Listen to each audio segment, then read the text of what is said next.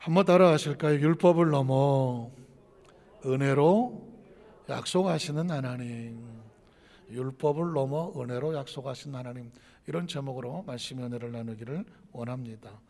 얼마 안 있으면 3.1절 다가오죠. 3.1절 여러 가지 행사도 있고 휴일이라 여러 가지 계획도 있겠지만 국가적으로는 3.1절에 특사라는 것이 있습니다. 특사, 특별 사면이라는 것이죠.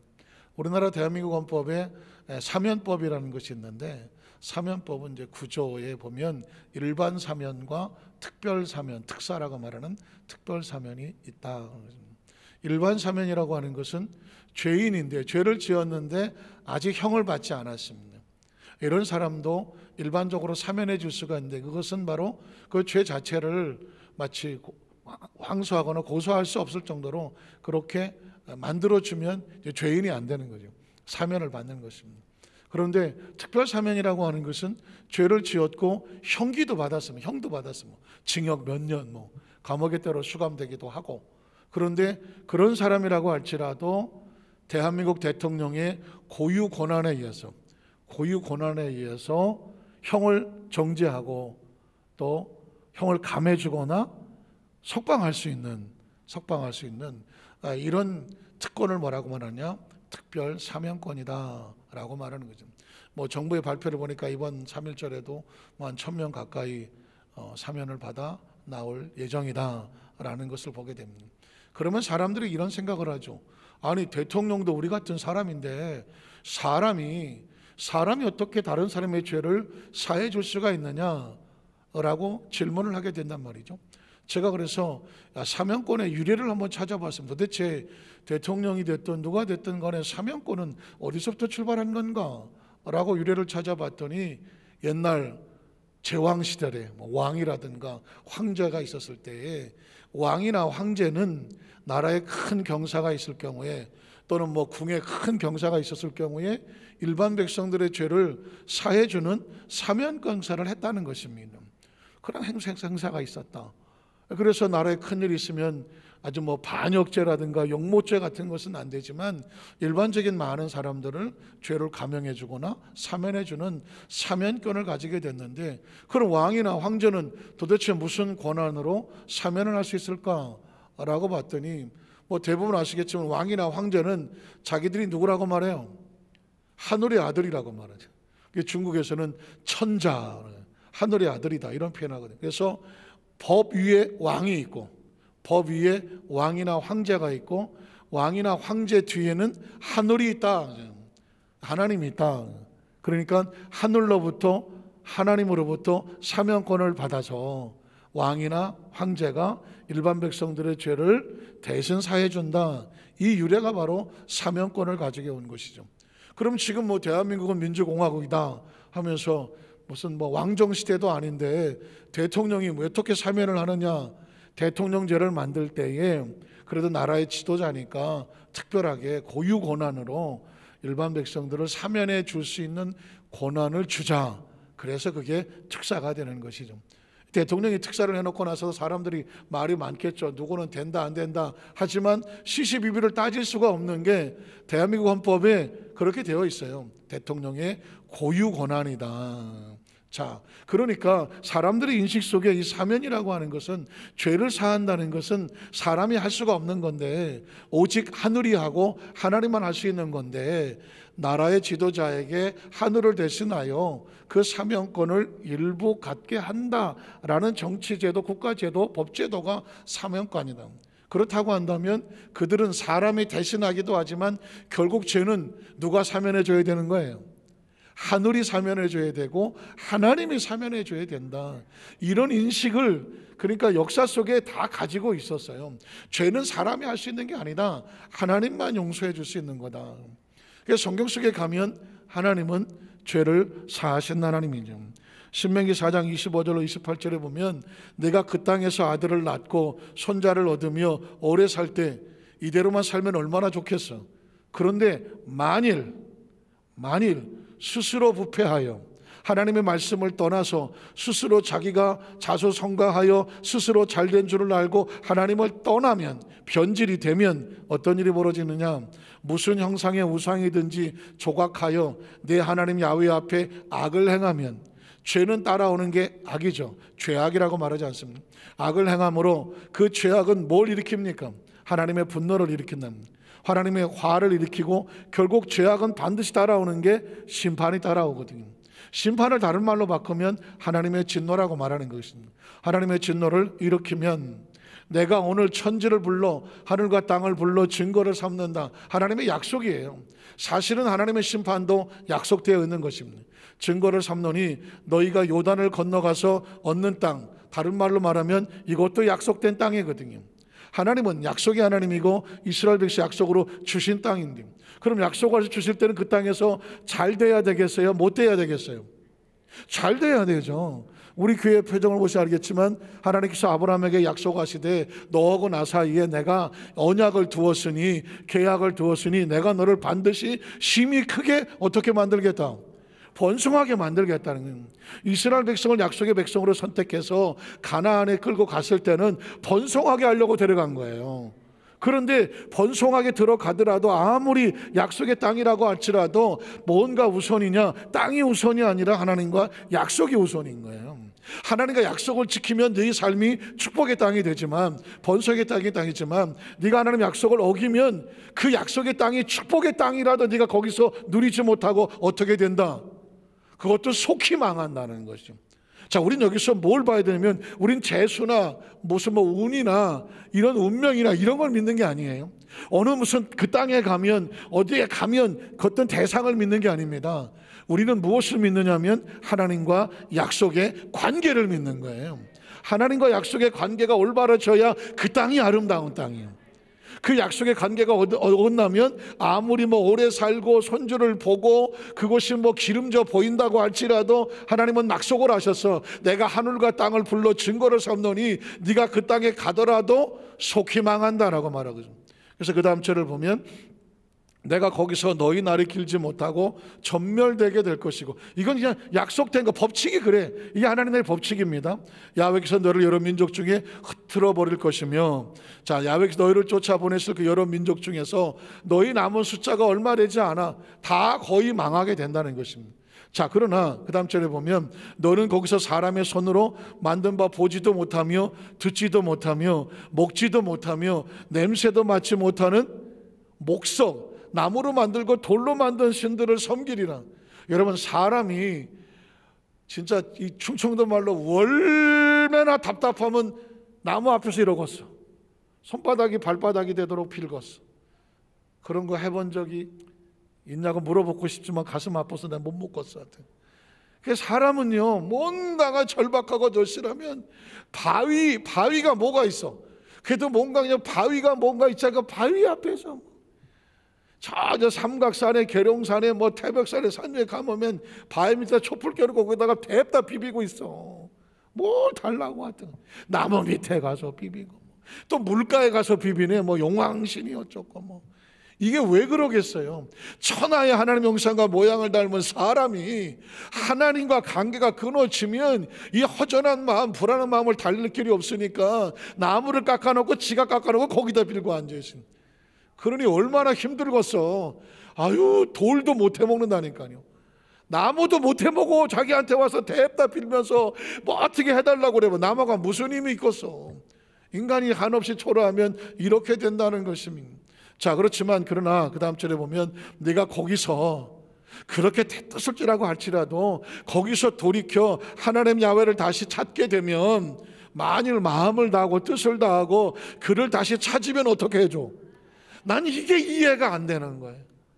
아니, 그렇게 하나님을 떠나서 돌이나 비비고 물과 용왕신, 산에 가는 산신령, 바다의 용왕 이러고 앉아있는 그런 사람이 하나님 앞에 왔는데 하나님이 다시 만나준대. 난 도대체 이해가 안 되지만 하나님은 그러신대.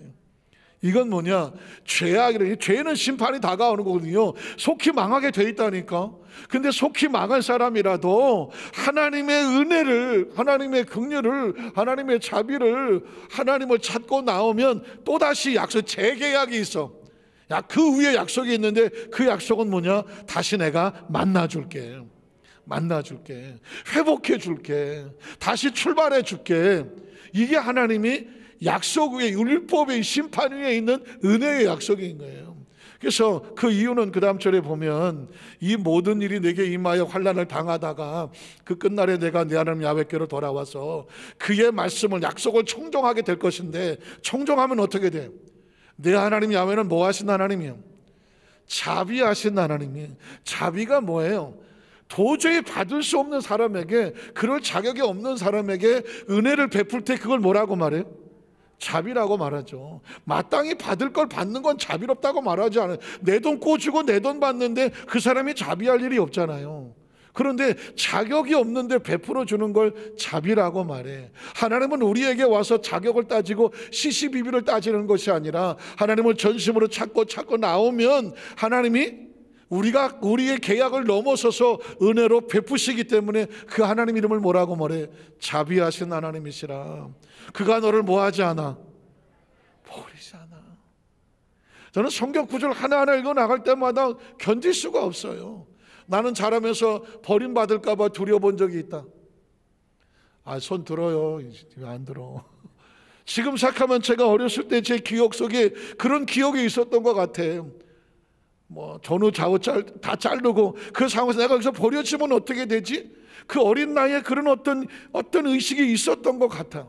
그래서 여러분, 버려지지 않는다는 것은 얼마나 귀한지 몰라. 여러분들 같이 부잣집 막내딸 막내아들로 태어나서 살면서 고생이라고는 눈꼽만치도 안 해갔거든요. 도대체 버려진다는 게 뭐지? 상상도 안 되시면 모르겠지만 이게 어렵고 힘들고 고능 속에서 모든 상황이 끊어진 것 같아. 믿었던 그 사람에게 마지막 희망까지 이것이 날아가 버릴 때 그 버려지는 고통이나 아픔은 이루 말할 수가 없는 거예요. 믿었던 사람에게 배신과 배반을 당하고 모든 것이 잃어버려진 것 같아. 정말 세상이 날 버린 것 같은 그 버려짐, 그렇게 홀로 남은 사람에게 내가 널 버리지 않는다. 내가 널 버리지 않는다. 이건 진짜 살면서 가장 절박하고 절실한 하나님이 주신 약속의 축복이야. 내가 널 뭐하지도 않아? 멸하지도 아니하시며. 그 다음 절에 보면 내 조상들에게 맹세하신 언약을 잊지 않겠다는 거예요. 제가 그랬죠. 하나님과 우리 사이는 감정과 기분의 대상이 아니야. 야, 너 똘똘하게 생겼다. 너 옛날 말로 눈 똑바로 박혔다. 야, 나 너 마음에 든다. 너는 내가 책임질게. 이게 하나님이 아니라니까. 하나님은 약속을 해 놓았기 때문에, 아브라함의 하나님, 이삭의 하나님, 야곱의 하나님 약속을 해 놓았기 때문에 그 조상들에게 뭐라고 하면 내가 너와 내 자손을 책임져 주겠다고 말씀했어. 그러니 이 조상들이 약속해 놓은 것이 있기 때문에 그로 인하여 너희들도 그 약속을 잊지 않고 뭐하리라? 내가 너를 반드시 나를 찾고 찾으면, 다시 돌아오면 뭐하겠다? 내가 만나주고 회복하고 일으켜 세워주겠다는 것입니다. 우리는 이 말씀을 통해서 신앙생활하면서 반드시 생각해야 될 첫 번째는 뭐냐면, 하나님의 말씀을 떠나면, 아까도 있었지만 속히 망한다는 말이 있었지만, 하나님의 말씀의 약속을 떠나면 반드시 망할 수밖에 없다는 경각심을 가져야 돼. 다른 사람은 다 망해도 난 괜찮을 거야 라든가, 나는 다른 사람은 난 완벽하게 나는 감추졌기 때문에 난 괜찮을 거야. 신앙생활하면서 가장 무서운 게 뭔지 아십니까? 남들은 다 걸려도 난 안 걸린대. 다른 사람은 다 나쁜 짓 하면 하나님이 다 심판하시는데 하나님 날 심판하지 않아 라고 생각하는 건 무서운 거예요. 우리는 어디서 출발해야 되냐면, 하나님의 약속을 떠나면 반드시 망한다. 이게 경각심이 있어야 돼. 여러분, 성경 읽다 보면 궁금증이 뭐예요? 아담과 하와는 하나님이 직접 만드셨잖아. 세상에 이런 작품이 어디 있어? 하나님이 직접 만들었다니까. 근데 선악과를 따먹으면 죽으리라, 먹지 마라. 선악과를 안 떠먹으면 살아. 안 떠먹으면 선악과가 친구고 그 말씀이 나를 살려. 안 떠먹으면 살려준다고 말했으니까. 그러나 따먹으면 어떻게 되리라? 죽으리라고 말했어요. 선악과를 따먹는 순간 이제 그 말씀이 나를 심판할 수밖에 없어. 근데 이 아담과 하와가 선악과를 따먹었어. 한번 봐주지. 한 2개 따먹으면 너 다음엔 넌 큰일 난다. 3-4번 혹시 이럴지 모르는데, 하나님은 아주 단호해. 하나님의 약속에 예외는 없어. 심지어 아담과 하와라도 약속에서 예외는 없더라는 거예요.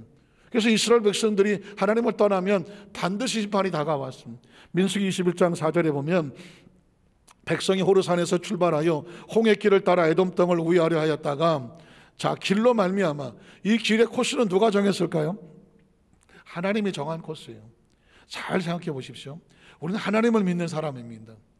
그가 하시는 모든 일이 합력하여 선을 이룰 줄로 믿는 사람입니다. 길이 좀 험하고, 길이 좀 마음에 안 들고, 길이 좀 멀어 보이고, 시간이 걸리고, 고바위가 높고 내리막이 가파르고 내가 원하는 게 아닐 수가 있어요. 삶을 살다 보면 인생이 내 마음대로 됩니까? 내 마음대로 안 돼. 우리가 신앙생활을 하지만 그것조차도 내 마음대로 안 돼. 아니, 내 마음대로 안 돼야 돼. 인생이 내 마음대로 되면 어떻게 되겠어? 엉망진창이지, 솔직히 말하면. 당장 내 마음대로 되면 좋은 것 같지만 우리가 완벽하지 않은 이상 내가 내 마음대로 살면 잘 되겠어요? 잘 못 되겠어요? 우리가 어렸을 때는 잘 될 것 같지만 지금 생각하면 절대로 내 마음대로 살면 잘 될 수가 없어. 누구 마음대로 살아야 돼요. 하나님이 가장 완벽하고 완전하시니 하나님 보시기에 좋은 길을 가야 돼. 그게 안전한 거거든. 하나님 이스라엘 백성을 애굽에서 건져내셨어. 홍해수를 찢어서, 그리고 아말렉을 쳐서 지금 광야를 통과해서 반드시 어디다 갖다 놓을 거예요? 가나안 땅에 갖다 놓을 거예요. 이게 누구 약속이에요? 하나님의 약속이야. 가는 그런 코스는 누가 정할 거예요? 하나님이 정할 거죠. 내가 마음에 들든 들지 않든 누가 정한다? 하나님이 정하신다. 기억하십시오. 하나님이 정하셔야 그 길이 가장 안전하다죠. 하나님이 정하셔야 그 길이 가장 안전한 거래요. 가장 복된 길인 거예요. 크리스천은 신앙을 여기서부터 출발을 해야 돼. 하나님이 나를 이끌어 가시는 코스라야 그게 가장 안전한 거야. 솔직히 나하고 마음에 안 들더라도, 내가 원하지 않더라도, 내 스타일이 아니더라도. 그런데 이스라엘 백성이 지금 뭘 잘못하냐면 길이 마음에 안 들어. 하나님이 가는 코스가 내가 원하는 코스가 아니야. 그래서 어떻게 백성들이 마음이 상했다. 우리가 왜 마음이 상합니까? 우리가 왜 서운합니까? 우리가 섭섭합니까? 왠지 왜 거기에 대해서 마음이 안 내키는데 왜 이런 마음이 왔다 갔다 합니까? 보통 자기가 원하는 대로 되면 마음이 기분이 좋다고 말합니다. 그러나 자기가 원하는 대로 되지 않으면, 맞지 않으면 마음 상하고 서운하고 섭섭하고 마음에 상처를 입습니다. 잘 들어보십시오. 크리스천은 기분과 감정으로 살지 않아요. 하나님의 약속으로 살아가요. 법칙으로 살아가는 거예요. 우리의 큰 목적은 뭐야? 하나님 궁극적으로 합력하여 선을 이겨 최상의 작품이 되는 거예요. 가는 도중에 방법은 누가 정해? 하나님이 정하는 거예요. 여기까지 둔다면 가는 도중에 길이 좀 험해도 우리 끝까지 믿고 간다, 아니면 중간에 원망하고 불평한다. 끝까지 믿고 가는 거죠. 이걸 알면. 이스라엘 백성은 지금 하나님의 궁극적인 약속도 모르고 이 길을 가는 하나님의 의도도 모르니까 당장 내 마음에 안 드니까 뭐 할까요? 서운하고 섭섭하고 마음이 상하는 것입니다. 그리스도는 마음을 왜 상할까? 가만히 들여볼 필요가 있죠. 내가 만약 하나님의 방법이 아닌 내 방법대로 가다가 마음이 상한다면 이건 하나님께로 돌아와야 될 사인이에요. 이스라엘 백성은 여기서 마음이 상합니다. 마음이 상하면요, 그게 입 밖으로 튀어나오죠. 그럼 뭐가 될까요? 백성이 하나님과 못을 향하여 원망하게 됩니다. 원망이 나오고 불평이 나오고 짜증이 나오고, 그래서 온갖 부정적인 소리들이 내 입에서 튀어나오기 시작합니다. 사람은 말부터 바꾸지 않습니다. 마음이 상하기 때문에 말이 튀어나오는 것이거든요. 이미 벌써 부정적인 마음으로 가득 차 있으면 부정적인 말이 바깥으로 튀어나오게 됩니다. 자, 원망하되 어찌 우리를 애굽에서 인도하여 내어 이 광야에서 죽게 하는가. 여러분 보십시오. 이스라엘 백성이 뭘 상실했습니까? 목적을 상실했습니다. 반드시 된다는 걸 잊어버렸습니다. 지금 누구랑 같이 갑니까? 하나님과 같이 가는 것도 상실합니다. 지금 현재 있는 것 때문에 이것도 안 되고 저것도 안 되고 마음이 상하고 있는 것이죠. 크리스천이 마음이 상할 때는요, 반드시 문제를 회복하고 가야 돼. 마음이 상하면 반드시 입에서 뭐가 나온다?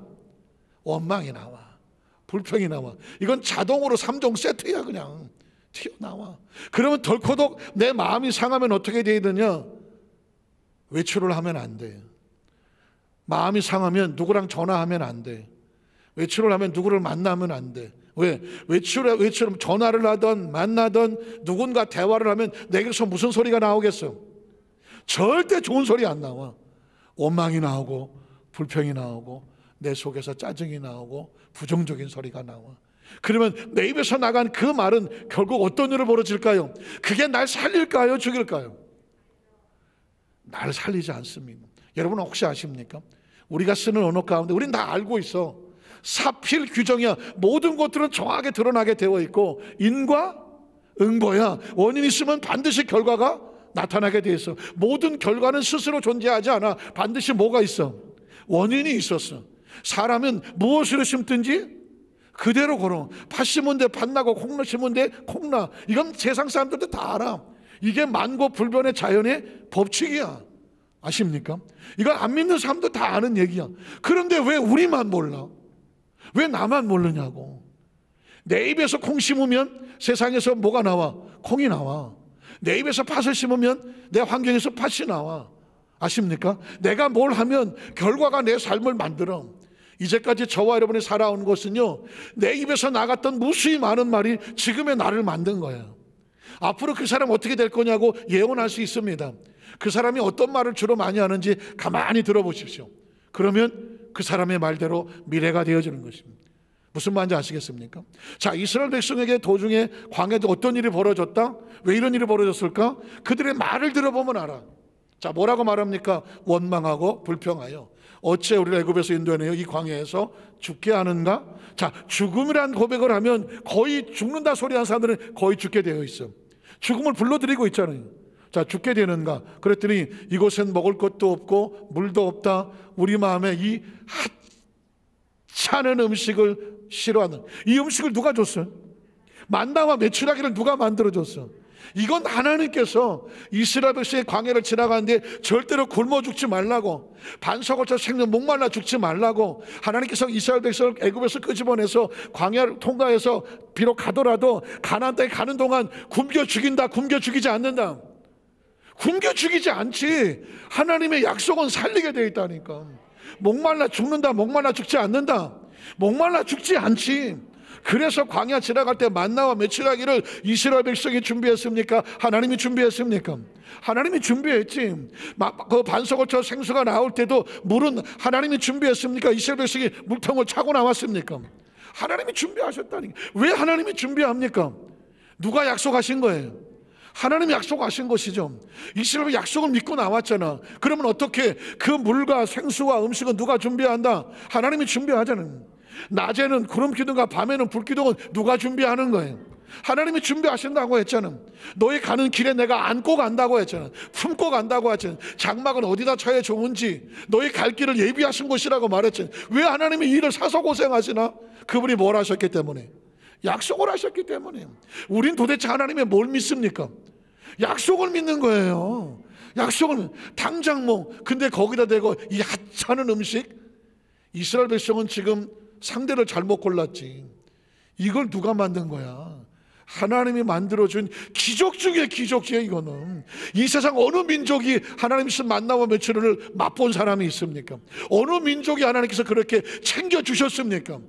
그 민족을 챙겨줬거든. 그랬더니 한다는 말이 하찮은 음식을 내가 여기서 먹어야 되나? 싫다고 말하잖아요.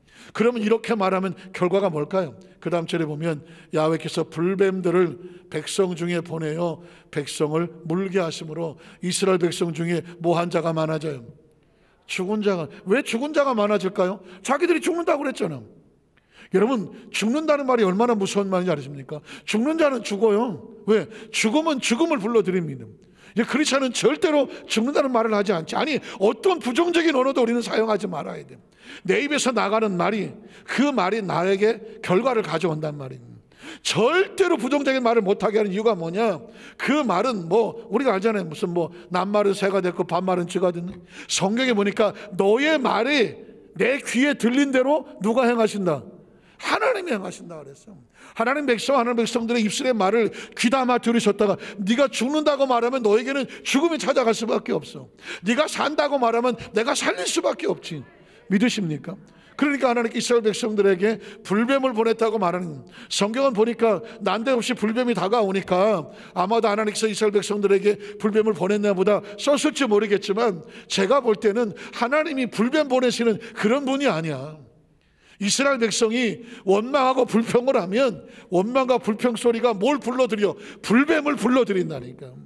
왜? 불뱀은 부정적인 것에 대한 심판이거든. 부정적인 말을 안 했을 땐 불뱀이 오나요, 안 오나요? 안 왔죠. 부정적인 말을 하니까 불뱀이 나 여기 쏘 하고 나와서. 여러분 혹시 옛날에 여러분도 그랬나요?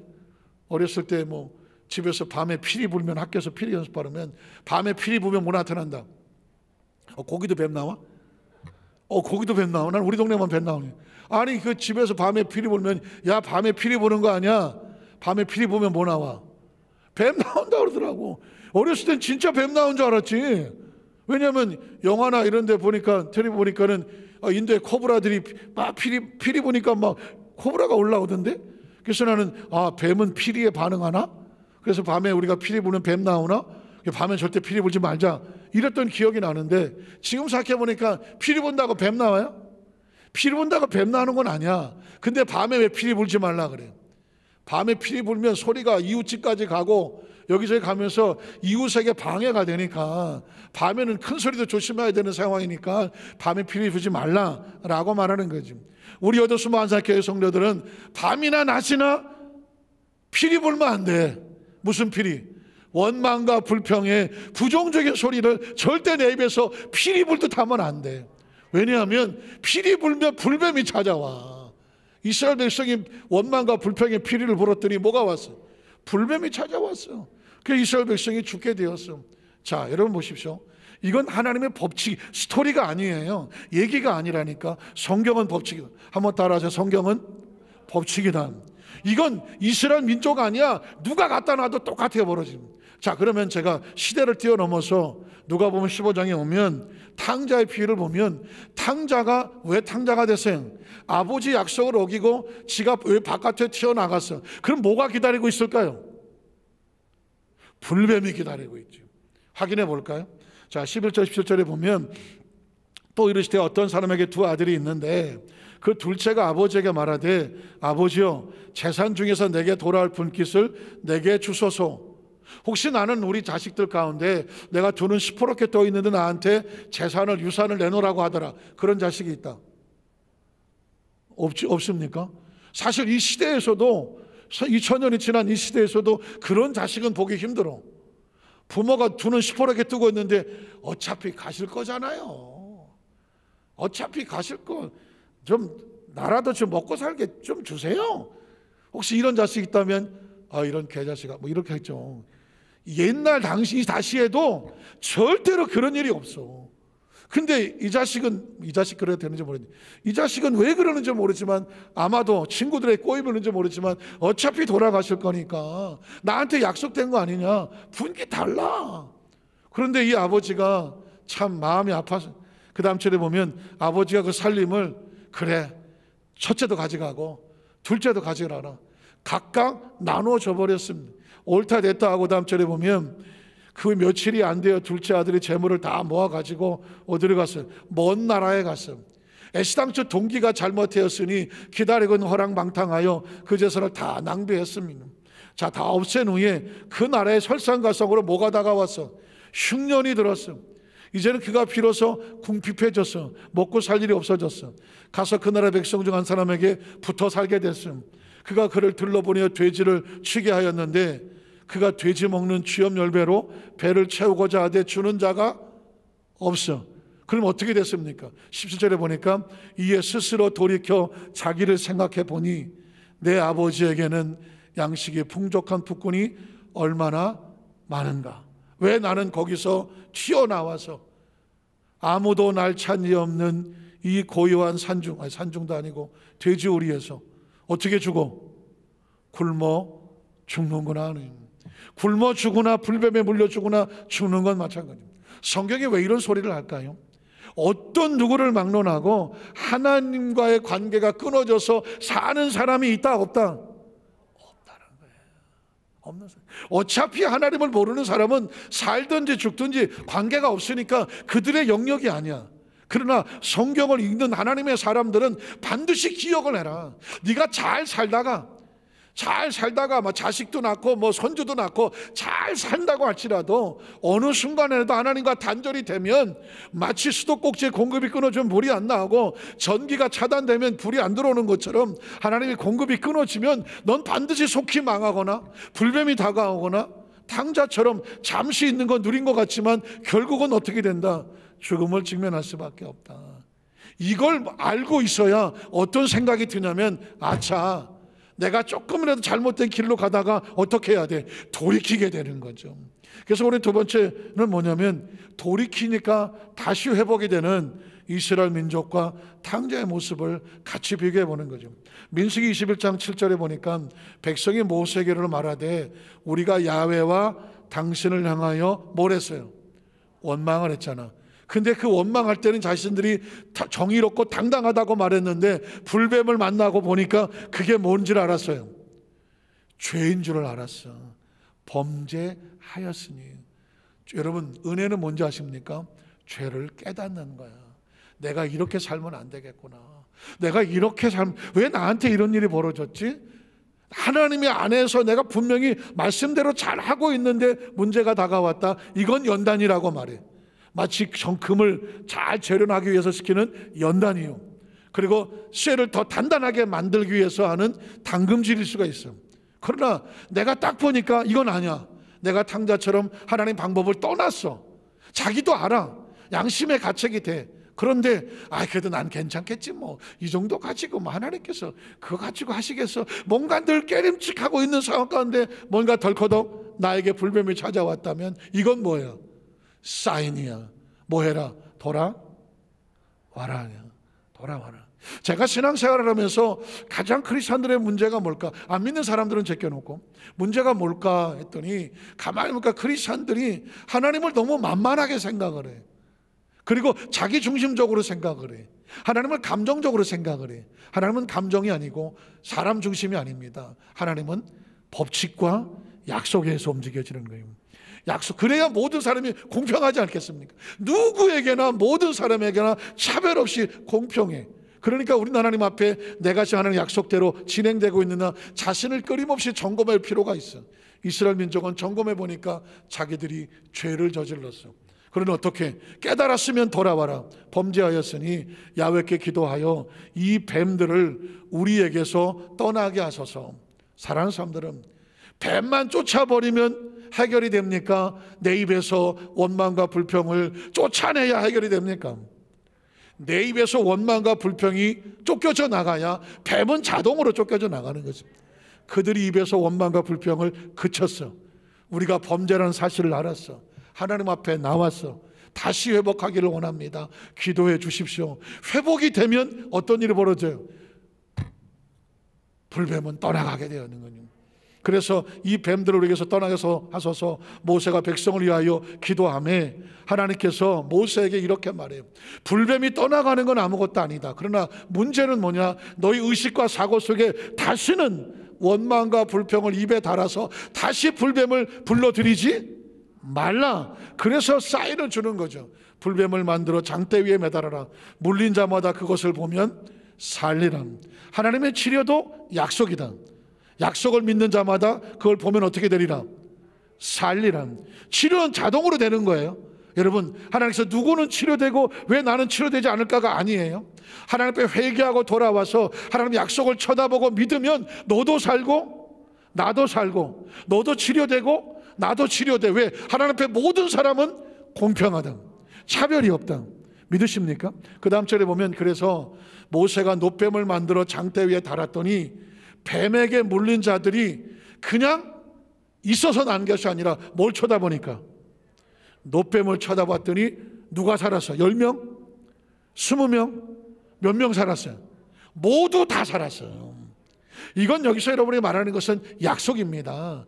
하나님은 끊임없이 지금 이스라엘 백성들에게 하나님이 보입니까? 하나님이 들립니까? 하나님 저 손이 뭐 잡힙니까? 그러니 하나님 우리에게 할 사이는 뭐예요? 약속밖에 없는 거예요. 약속. 성경은 하나님의 약속이거든요. 그 약속을 증명하신 분이 예수님이란 말입니다. 자, 놋뱀을 쳐다본 즉 모두 다 살았어. 그러면 이 탕자는 어떻게 하니까 살아나 보십시다. 누가복음 15장 그 전에 제가 한번 말해 드릴게요. 열왕기하 18장 1절로 4절을 보려고 하는데 왜 그러냐면 이스라엘 백성들이 뭔가 착각을 했냐면 혹시 여러분 가운데 그런 착각을 하십니까? 하나님은 우리 가운데 약속으로 치료하고 약속으로 축복하는데 어떤 사람이 그 전에 제가 만났던 그 술집에서 캐바레 같은 데서 노래를 부르는 그런 가수분이었어요. 근데 그분이 술에 쪄들어 사시다가 누구 전도를 통해서 예수를 믿게 됐어. 늘 귀신이 머리에 막 잠만 자도 막 가에 눌리고 하니까 이분이 자기 생각에 하나님의 말씀이 능력이 있다고 하니까 이걸 비고 잤어. 이걸 비고 잤어. 그게 간증을 하더라고. 제가 밤에 새벽 2시, 3시까지 노래 부르고 잠을 못 자서 그러는데 이 성경을 비고 자니까 좀 마음이 편안해져서 잠이 좀 오는 것 같아요. 그 사람 수준에서는 그게 맞아. 그렇지만 성경을 비고 자면 잠이 온다? 그런 말씀은 없어. 제가 무슨 말인지 알겠습니다. 또 어떤 사람은 귀신을 쫓아낸다고 기도하면서 말씀이 검이라 그랬더니 이 사탄아 물러가라 하면 이 성경으로 막 그 사람 막 찔러 샥 막 잘라. 그러면 말은 알겠어. 내가 무슨 말인지. 말씀의 검에 의지하여 이 사탄아 물러가라고 이 슉슉거리는 건 내가 의도는 알겠지만 이걸로 찌른다고 귀신이 나가겠어 안 나가겠어? 이거 찌른다고 나가는 게 아니에요. 자, 이스라엘 백성이 뭘 했냐면 모세가 놋뱀을 달아서 그걸 바라봤더니 나았다고 그랬더니 이걸 광야를 통과하고 가나안에 왔는데도 그걸 세워놔서 또 그걸 세워놓고 놋뱀 앞에 가서 빌고 앉았어. 이게 하나님이 제일 싫어. 왜 하나님께서 형상과 모양을 만들지 말라고 하는 이유, 교회 안에는 왜 천주교처럼 무슨 상이 없는 이유는 뭐냐? 하나님은 약속으로 치료하시고 약속으로 축복하시고 약속의 능력이 있는 것이지 무슨 어느 형상을 만들어 놓고 비비는 걸 딱 실색이야. 그런데 이스라엘 백성이 보니까 놋뱀을 만들어 놓고 분향을 했어. 읽어볼까요? 이스라엘 왕 엘라의 아들 호세아 제3년에 유다 왕 아하스의 아들 히스기야가 왕이 됐음. 그가 왕이 될 때 나이가 25살, 예루살렘에서 29년간을 다스렸습니다. 자, 그의 어머니 이름은 아비요, 엄마 이름이 아비요, 스가리아 딸이었음. 자, 그런데 히스기야가 그의 조상 다윗의 모든 행위와 같이 야훼께서 보시기에 정직하게 좋은 왕이었습니다. 자, 그래서 그가 여러 산당, 그 당시에 여러 잡신들을 섬기는 그 산당들을 제거했고 주상이 뭐예요? 어떤 신들의 모양을 하고 있는 것들을 깨뜨렸으며 아세라 모생, 바알과 아세라고는 여자 신상을 목상을 나무를 깎아놨어. 이것도 찍어버렸어. 그런데 신기한 단어가 나와요. 모세가 만들었던 놋뱀, 이 놋뱀이 이스라엘 자손이 그때까지 놋뱀을 만들어 걸어놨다는 거예요. 거기 가서 분향하고 빌었다는 거예요. 그래서 그걸 어떻게 버렸어? 부셔버렸어. 이건 아니다. 그냥 부셔버리고 느흐사단이란 뭐냐? 놋조각이라고 그냥 놋조가리로 만들어버렸다는 것입니다. 여기서 우리에게 굉장한 메시지를 주죠. 크리스찬은 어떤 상 앞에서 절하지 않는다. 어떤 상 앞에서 빌고 하지 않는다. 우리 여도수모 안산 교회라고 할지라도 교회의 건물은 건물 앞에서 건물 때문에 하나님이 복을 주시는 게 아니다. 이 땅 때문에 복을 주시는 것이 아니다.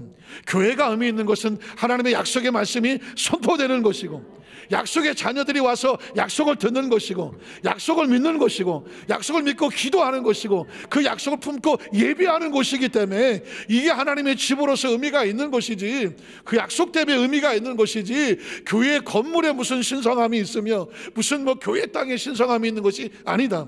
우린 심지어 십자가 앞에서 십자가가 능력이 있다고 십자가를 바라보고 십자가를 붙잡고 하는 그런 사람이 아니다. 우리는 십자가에는 뭐가 있느냐? 하나님의 약속이 있을 뿐이다. 믿으십니까? 그러니까 저와 여러분의 신앙적으로 무장하려면 하나님의 약속이 뭐가 되어 있는지를 듣고 묵상하고 쥐하로 마음판에 새겨서 기도하려거든 그냥 기도하지 마라. 하나님의 약속을 대고 기도해라. 그 약속을 믿고 기도해라. 말하면 영적으로 귀신을 쫓아내고 기도해야 된다고 하면 약속을 근거해서 약속대로 선포해라. 그래야 귀신도 약속을 대면은 약속 때문에 도망하는 것이든 믿으십니까? 여러분이 치료를 해서 기도한다고 하면 감정과 기분으로 어떻게 내가 하면 치료했을까? 아니다. 약속의 말씀을 근거하여 하나님 앞에 약속으로 청구를 해라. 그러면 찾고 얻고 문을 열어주니 하나님 아버지 좋으신 하나님이라 너에게 좋은 것 주신다. 이렇게 말씀했습니다. 자, 아까 누가복음 15장 18절 24절을 보겠습니다. 탕자는 어떻게 회복이 됐나? 내가 일어나 아버지께로 가서 이르기를 아버지 내가 하늘과 아버지께 뭐를 지었어? 죄를 지었다는 것을 깨달았어. 깨닫는 것이 은혜다. 그럼 어떻게 해야 돼? 돌아가야지. 회개를 방향을 바꿔야지. 죄를 지었으니 지금부터는 아버지 아들 일컬음을 감당하지 못하게 했으니 나를 품꾼의 하나로 보소서. 죄를 지으면 아버지 아들의 자격이 상실돼. 가서 붙어 살라니까 종이라도 하게 돼. 이게 율법이야. 이게 심판이야. 하리라 하고 그 다음 절에 보면 이에 일어나서 어디로 돌아가? 아버지께로 돌아가요. 오늘도 말씀을 듣는 가운데 내가 혹시라도 이 부분에 부족함이 있거나 이 부분이 아닌 것 같은 마음이 들거든 어떻게 깨닫고 어디로 돌아가야 돼? 하나님의 약속으로 돌아가야 돼. 이게 방향이 꺾이지 않았는데 만약에 탕자가 거기서 계속 아유 나 같은 놈은 자격이 없으니까 그냥 이 돼지랑 살다가 여기서 죽겠나이다 하고 안 돌아오면 거기서 끝나. 아니면 한 번 나온 놈이 어떻게 들어가냐 그대로 그냥 쭉 가자. 얼마 안 가서 끝나. 그러나 이 탕자가 어떻게 살았느냐? 아버지께로 돌아가야 돼. 크리스찬은 매 순간마다 기도하고 말씀을 듣다 깨닫고 뭐 하는 사람이야? 돌아가는 사람이야. 늘 방향을 바꾸는 사람이야. 방향을 점검하는 사람이야. 아버지께로 돌아가니라. 아직도 거리가 먼데 아버지는 그를 보고 측은히 여겨 달려와서 목을 끌어안고 비틀고 그냥 주둥아를 붙잡고 비틀고 이래야 정상이야. 율법은 그래. 계명은 그래. 심판은 그래. 그런데 아버지가 그렇게 하지를 않아. 불쌍히 여겨 달려가 목을 안고 입을 맞추니 아들이 이르되 아버지 내가 하늘과 아버지께 죄를 지었사오니 지금부터는 아버지의 아들이라고 일컬음을 감당하지 못함. 내가 자격을 상실했습니다. 그런데 그 다음 절에 보니까 아버지는 종들에게 이르되 제일 좋은 옷을, 자격을 잃었는데 제일 좋은 옷을 내어다가 입히라고 말해. 그걸 뭐라고 말해? 은혜라고 말하는 거죠. 긍휼이라고 말하는 거예요. 자격이 없는데 자격 있는 것처럼 베풀어 주셔. 손에 가락지를 끼고, 가락지는 뭐냐? 아버지의 권한이야. 우리 집안에 내 자식이라고 하는 표식이야. 권한을 세워주고 좋은 신발을 신겨주고, 그리고 살찐 송아지를 끌어다가 잡으라. 우리가 먹고 같이 즐거워하자. 이 아들은 죽었어. 죄는 죽입니다, 여러분. 죽었으나 다시 돌아오니까 어떻게? 은혜와 긍휼로 살았어. 내가 잃었어. 죄는 하나님과 관계를 잃어버리게 합니다. 그러나 다시 돌아왔더니 어떻게 됐어? 다시 얻었노라. 무엇으로? 은혜와 자비와 긍휼로 아버지 아들의 약속이 회복이 된 것입니다. 이게 머릿속에 들어오면 어떤 일이 벌어지냐 말씀을 정리하면서 요한복음이 왜 기록됐는지를 알아. 요한복음 3장 11절에 보면 진실로 진실로 내게 이르노니 우리는 아는 것을 말하고 본 것을 증언하노라. 그러나 너희가 우리의 증언을 받지 아니하는도다. 하늘에 대한 이야기를 해도 못 믿는다는 거죠. 내가 땅의 일을 말해도 너희가 믿지 아니하거든 하물며 하늘의 일을 말하면 어떻게 믿겠느냐. 하늘에서 내려온 자 곧 인자 외에는 하늘에 올, 하늘과 땅 사이에 계약을 맺어 증명서 되실 분은 예수님밖에 없는 거예요. 그래서 그 다음 절에 보면 모세가 광야에서 뱀을 왜 들었어? 살리려고 들었잖아. 하나님의 약속의 표정으로 들었잖아. 그 쳐다본 사람마다 다 살았잖아. 똑같이 인자도 십자가에서 약속의 증표로 들려야 하리니 그를 뭐하는 자마다, 쳐다보고 믿는 자마다 뭘 얻어요? 영생을 얻게 하려 하심이라. 그래서 저 유명한 16절이 나오는 거예요. 하나님이 세상을 이처럼 사랑하사 독생자를 주셨으니 그를 쳐다보는 자마다, 믿는 자마다, 영접하는 자마다 멸망하지 않고 뭘 얻어요? 영생을 얻게 하려 하심이라. 이게 하나님의 마음이에요. 오늘 말씀을 가슴판에 잘 새기시고, 우리가 구원받는 것은 하나님의 약속의 증거고 은혜와 긍휼이고, 우린 천국 가는 그 순간까지 늘 방향을 잘 챙겨서, 하나님 말씀은 내비게이션과 같아서 잘못 가면 돌아오고 뒤돌아가면 돌아오고, 방향을 잘 정해서 마지막 천국 운행까지 안전하게 평안하게 주시는 그 축복을 드리며 살아가시기를 주님의 이름으로 축원합니다. 이런 몸이 아프신 분은 아픈 곳에서 얹으시기 바랍니다.